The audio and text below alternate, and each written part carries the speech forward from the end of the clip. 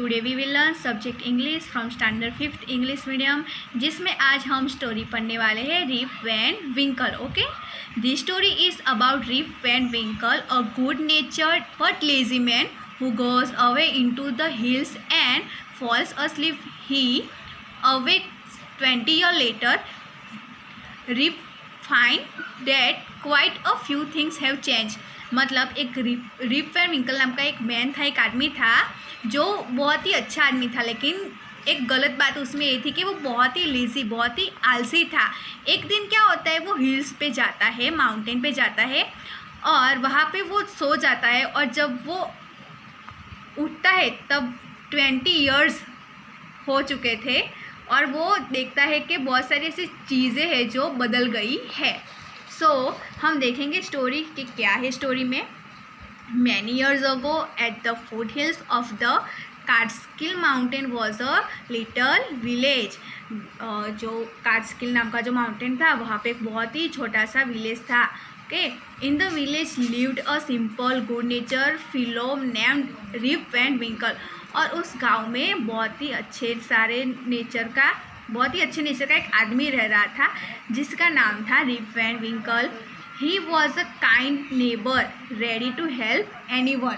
और वो बहुत ही अच्छा एक नेबर था, बहुत ही अच्छा एक पड़ोसी था. काइंड मीन्स दयालु, बहुत ही अच्छा दयालु सा पड़ोसी था. वो हमेशा सबकी मदद के लिए तैयार रहता था. Everyone in the village liked him. और सारे लोग जो विलेज में रह रहे थे वो सबको जो रिप वैन विंकल था वो बहुत ही पसंद था, बहुत उनको पसंद करते थे. The children of the village shout with Joy when ever they showed him because he played with them. He taught them to fly kites and shoot marbles and told them long stories. और जो उस गाँव के जो children, जो बच्चे भी थे, जब भी वो रिप वैन विंकल को देखते थे तो बहुत ही चिल्लाते थे, उनको बुलाते थे, हेलो हाई कहते थे. क्योंकि उनको भी वो जो रिप वैन विंकल था वो बहुत ही पसंद था. क्योंकि जो रिप वैन विंकल था उनको मार्बल्स खेलना सिखाते थे, काइट्स जो है वो कैसे फ्लाई करते हैं वो सिखाता था, और फिर उनको बहुत ही लॉन्ग स्टोरीज, बहुत ही लंबी कहानियाँ कहता था. The only problems with Rip was that he was lazy. और एक ही प्रॉब्लम थी रिप के साथ. क्या थी? क्योंकि वो बहुत ही लेज़ी था. He did no work on his own farm and just idled away his time.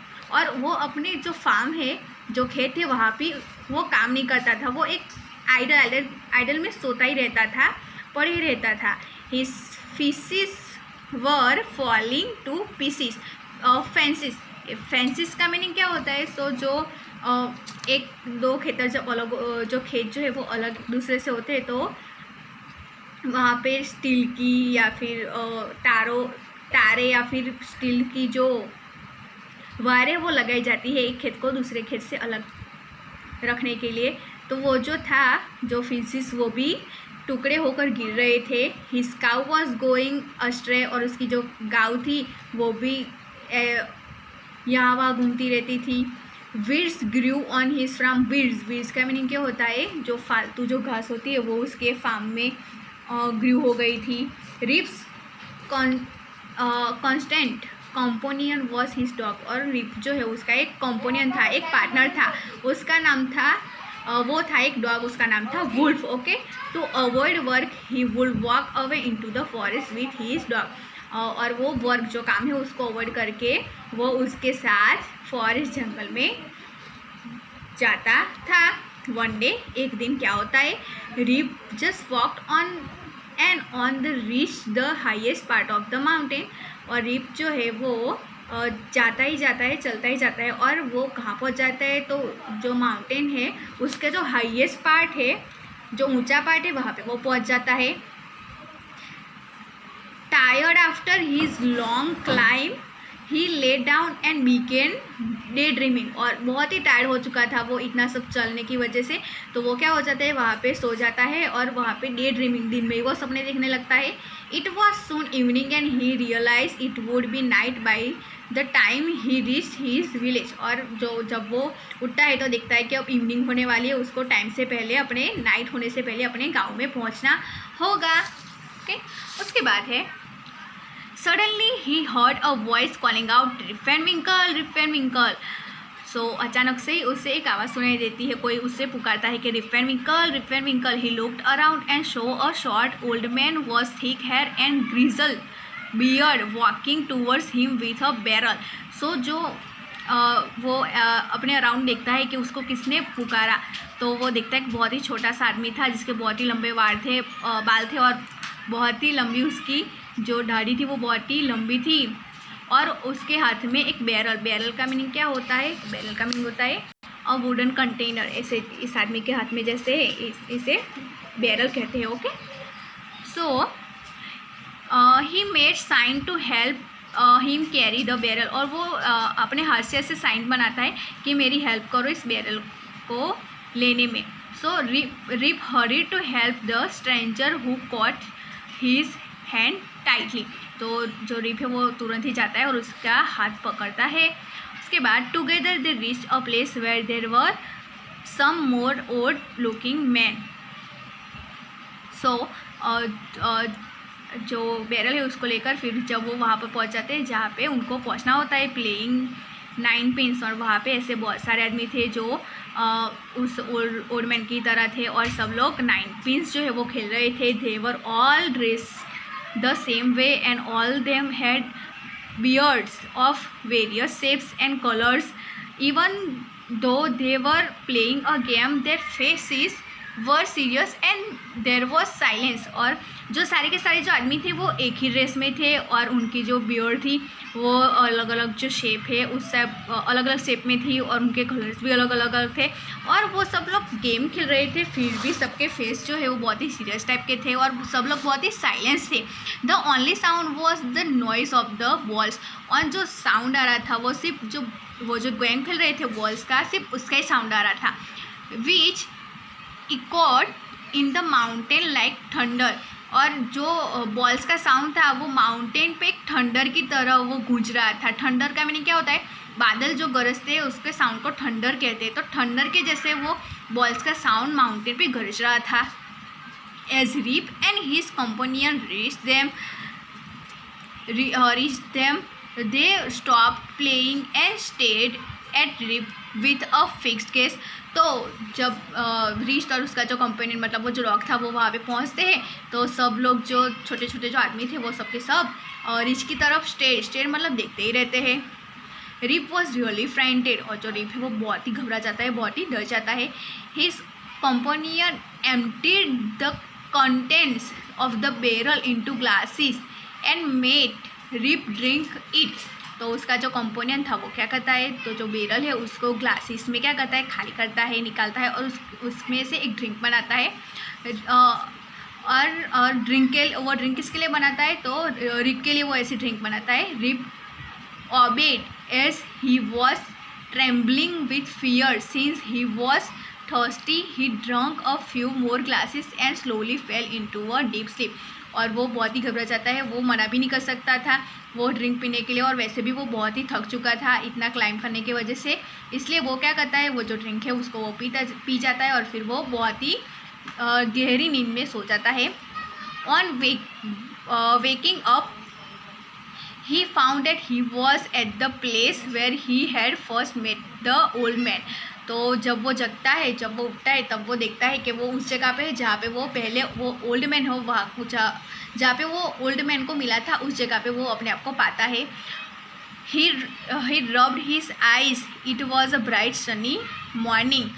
और जो वो अपनी आइज़ को उसको रब करता है, और बहुत ही ब्राइट सनी मॉर्निंग थी। Surely I have not slept here all night thought Rip. और जो रिप है वो सोचता है कि श्योरली मैं पूरी नाइट यहाँ पे ही नहीं सो रहा होगा शायद। He looked around for Wolf, और वो वुल्फ जो उसका डॉग जो कंपोनेंट था उसको ढूंढता है। वो देखता है ऑल अराउंड अपने आजू बाजू के वुल्फ जो है वो कहाँ है, but he was now way, लेकिन वो कहीं पर भी नहीं था। रिप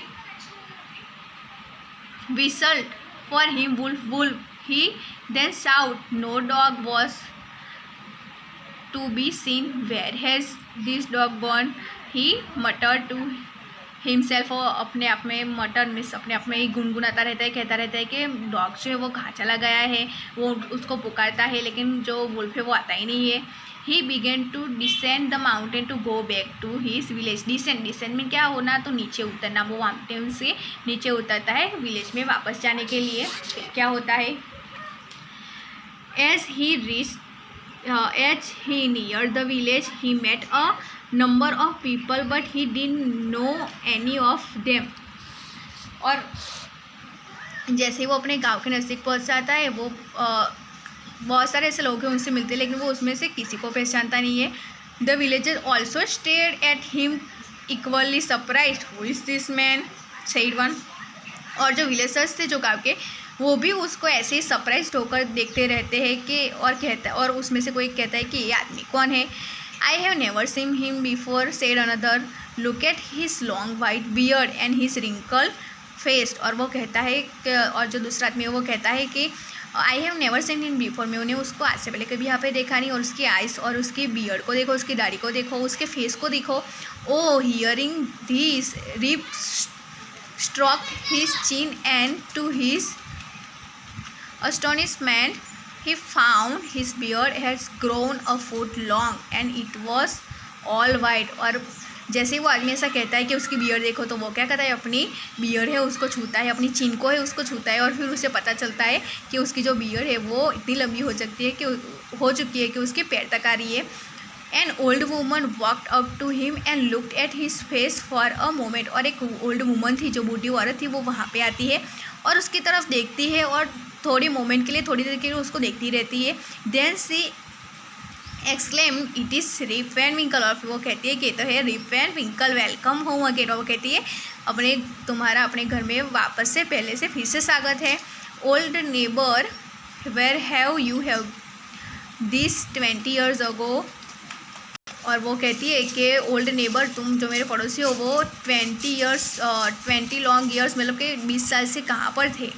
सो ये थी जो ड्रिंक पीने के बाद जो ये रिप वैन विंकल था वो 20 साल बाद जगता है। ओके, सो यही थी स्टोरी रिप वैन विंकल। उसके बाद है फन विथ न्यू वर्ड्स। यहाँ पे circle the correct meanings of the given word, you may need to use the dictionary. और यहाँ पे ये जो वर्ड है उसका करेक्ट मीनिंग क्या है वो हमें यहाँ पे उस पर सर्कल करना है। तो फर्स्ट है आइडल अवे मतलब कि वेस्ट। उसके बाद है कांस्टेंट का मीनिंग होता है स्टेडी का मीनिंग। ओके, उसके बाद है कंपेनियन का मीनिंग होता है पार्टनर। उसके बाद है रियलाइज में थोड़ा रियलाइज का मीनिंग होता है टू अंडरस्टैंड। ओके, उसके बाद है descend means to move down, नीचे उतरना। ओके, उसके बाद है बेरल का मीनिंग होता है टू वुडन कंटेनर। उसके बाद है कंटेंट्स का मीनिंग होता है the ingredients. Okay, so students, आज हमने स्टैंडर्ड 5 इंग्लिश में से स्टोरी पढ़ी रिप वैन विंकल। ओके, जो बहुत ही लेजी आदमी था। ओके, सो और उसके जो वर्ड्स थे, न्यू वर्ड्स थे, उस पर हमें सर्कल किया। अब उसके बाद की जो अदर एक्टिविटीज़ है इस चैप्टर की वो हम हमारे नेक्स्ट वीडियो लेक्चर में देखेंगे। ओके।